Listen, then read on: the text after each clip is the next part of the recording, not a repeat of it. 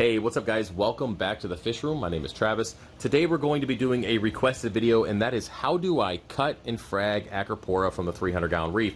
I'm going to show you the entire process from removing a colony, not from the 300, but from one of the 55-gallon low boys here that I use to grow out colonies. Basically, all these colonies is stuff that Big Bertha broke. And speaking of breaking things, I just found another colony at the bottom of the tank. Thank you very much. And yeah, it's blue. There's a lot of coralline algae. We'll talk about that later. Anyway, we're going to be removing a colony from this tank, and we're going to go over to the cutting bench, and I'll show you guys the tools that I use, the frag plugs, the entire process, the method of actually fragging it to prevent stress and increase the chances of that coral surviving through the healing process. So, yeah. Before you click off this video because you think you're a pro, just stick around for a little bit. At least give me 5 minutes so the algorithm likes me. I'm just playing. But either way, no, seriously, stay around because I need you to do that. And speaking of the algorithm, if you watch my content, please hit the thumbs up, subscribe, share the video. I don't care if it's to Pornhub or some coral fetish website. Share the video. I don't care. The more interactions we get on this video, the better it's going to do, at least algorithm-wise, and maybe I will get out of the doghouse. No promises. Either way, let's go ahead and, yeah, we're not going there yet. We're going to go over here. I'll get you guys some better video. We're going to get that guy, that colony, and then we're going to cut it up. All right, let's get started. Okay, so let's go ahead and get a colony out of the low boy here. And you can see real quick that these are all the mini colonies from the 300. This is all the stuff that Big Bertha broke off. She's a winner. Winner. And anyways, we're going to focus on the ATL blue clover. You guys remember I used to call this the green and purple, I believe, or purple and green staghorn. See a little bit of a burnt tip there. I just took this out of the other tank, and when I put it back underneath these LEDs, it doesn't look like it's happy. But either way, I'll probably just cut that off and get rid of it, or maybe see if it heals. I don't know. Either way, we're going to go ahead and take this out, because we're going to make a bunch of frags out of it, and move over. Let's look at the 300 real quick. Whoo! Purple.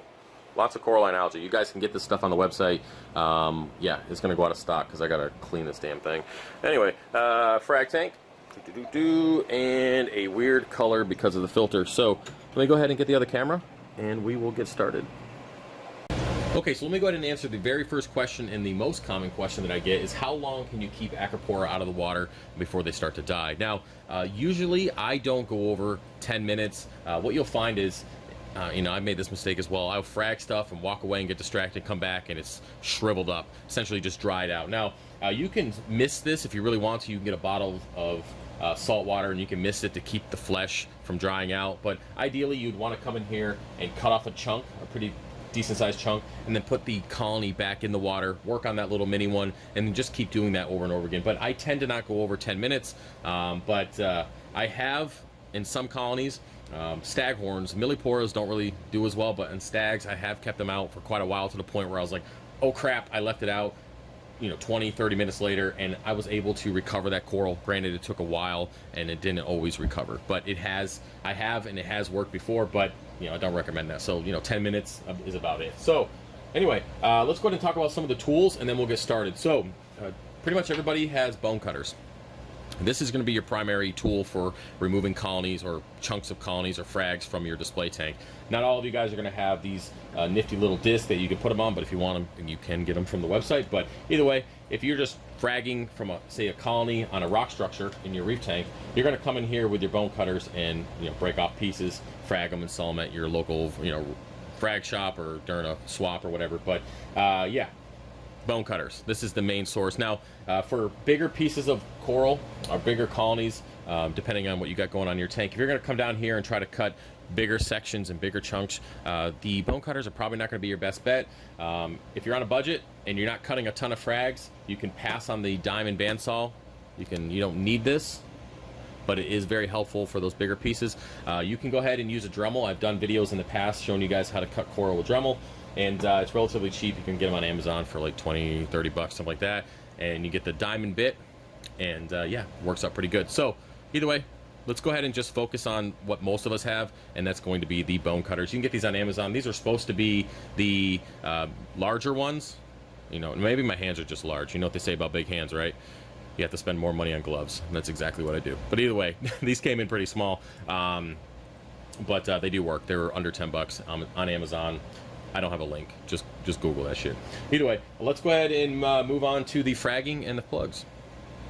Okay, so before we get started with cutting up this colony, there are 2 more things you're going to need. Now, technically, you only need 1 of the 2, but the second one is helpful. You're going to want super glue, more specifically, gel super glue. Now, I like to use the 10-ounce bottle from Bulk Reef Supply. I do a lot of fragging, so I always buy the bigger bottle, and it has to be gel. You can't use regular super glue. I mean, you can, but good luck. Have some fun with that. It has to be gel, and I like to use their insta-set, again, from Bulk Reef Supply. And yeah, this just causes the super glue to harden quicker, and that just speeds up the process. Okay, so yeah, let's go ahead and start with fragging. Now, we're not going to do bigger pieces, but I want to mention this because one of you guys are going to try to put a Dremel in a tank, and just don't do that.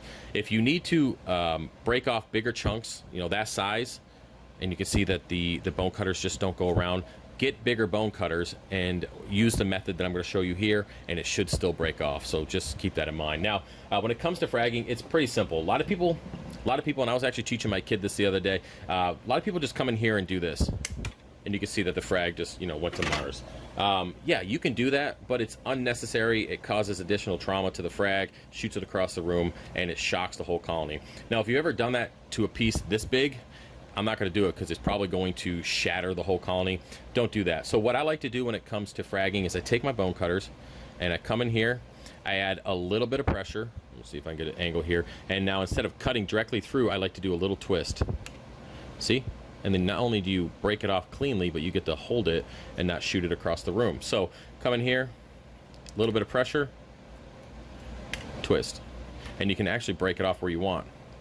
Again, a little pressure, twist, twist, and we'll do a couple more.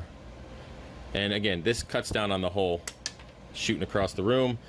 Less trauma, heals better, less dead coral, right? Again, pressure, twist. Now, that's it when it comes to using bone cutters. I told you this video was simple, but a lot of you guys, again, are just snapping them off the wrong way.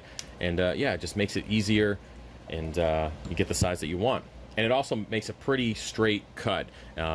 Ideally, you want it to be straight if you're going to put it on regular frag plugs, but because we're using a special frag plug that I make here, and I also have on my website that I have drop shipped that somebody else makes, it doesn't really matter if this is too flush. Oh man, it's not even zooming or focusing.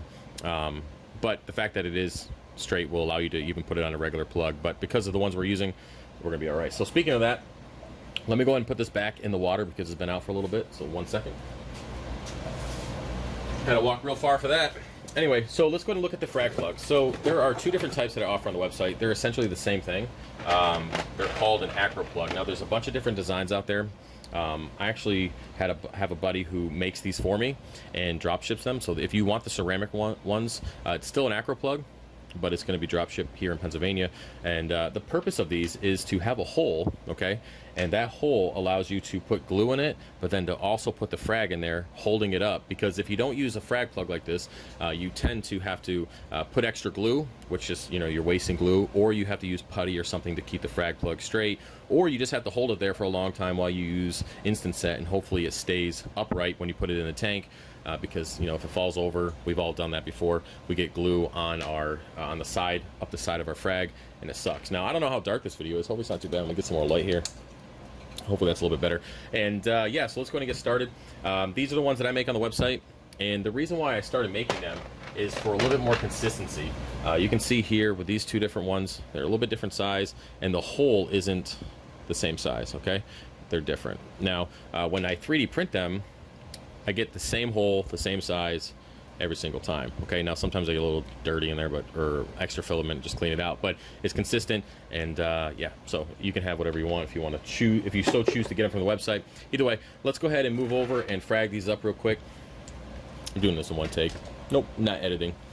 And yeah, I'm going to grab some plugs. And these come in red, white, and blue, and then I have a mixture of these plugs as well. And we can use some of the ceramic ones as okay. And yeah, so I use the acro plugs obviously for acros, but if I'm doing like plating Monty and stuff, I use the bigger 1-inch plugs that, again, I have ceramic and I have a 3D printed version. So we're gonna use our glue. I'm just gonna add enough to fill the little, I guess you can call it reservoir, maybe that, I don't know, fill the hole That's what she said. And yeah, here we go. And then you just put it in. See, it stands up already. It's good to go, right? You actually don't even need the instant set, but you can use it if you want. Okay. I'm telling you, perfect. And get some more here. What do we got? 1, 2, 3, 4. That's enough. Now I always put a little bit extra glue in these again because the hole isn't as consistent, and that's just because they're man-made, right? They're not a set format from a printer, so there's going to be variances in there. So that's the word I'm looking for. But they still hold, no problems with that. This one might not though. And if you find that one's not holding, you can always come in here and do a little instant set and try not to get the plug that doesn't have a coral in it yet, because you're not going to be able to use it. And then it just takes a second. It's good to go. Okay.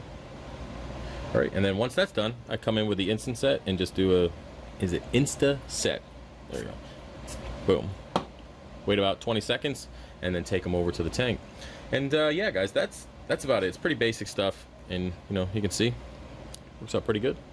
If it ever nope, it's not gonna focus. You guys get the point, right? But yeah, I'm trying to think if there's any other questions that people use or have been asking me. One thing I do want to mention, as I said before, do not use a Dremel in a reef tank. Okay? Nope. I know I've done it before on video, but I made that 3D printed attachment. No, it's not available, and it's just too dangerous. So don't use electronics or Dremel tools in a reef tank. If you have to break off larger colonies, use bigger bone cutters that you can get a better grip on the colony, and then do that side little motion with some pressure to break it off. It works. I've done it so many times in a 300.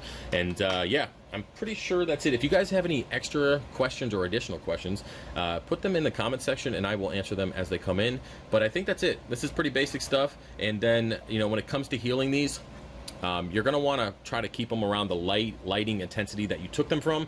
That's why I try to keep all my frag tanks around the same. It just depends. I know that the Radions are a little bit brighter in the low boy, and that's just, you know, I got to work on that. It's my adjustment that I got to make. But either way, try to keep them around 200-ish par within that same range. It helps with healing. And then try to keep them in a medium flow environment. Don't blast them, because you don't want the frag to, you know, tip over and get glue on it, or just get loose and flop around all over the place.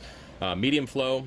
Try to keep the light, again, the intensity that it's used to, and give it a couple weeks. I tend to not ship anything unless it's been healing for at least 2 weeks, hence the cut to order on the website. 2 weeks minimum, and then I will ship it out. But yeah, that's it. And I've lost very, very minimal amount of coral doing it this way, and it only started when I actually started fragging them a little bit different and not causing as much stress. So that's it, guys. Hopefully you enjoyed the video. If you have any questions, let me know. And yeah, I'll see you later. Peace.